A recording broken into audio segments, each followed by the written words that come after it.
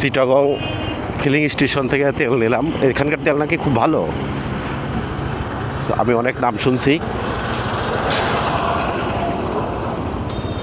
Chittagong filling station,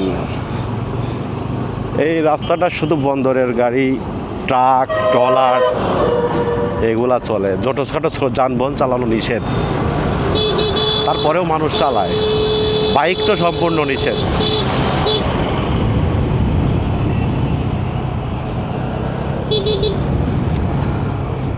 আমি এমনও শুনছি এই রোডে নাকি ছোটোখাটো যানবাহন যদি অ্যাক্সিডেন্ট হয়, ড্রাইভার তার।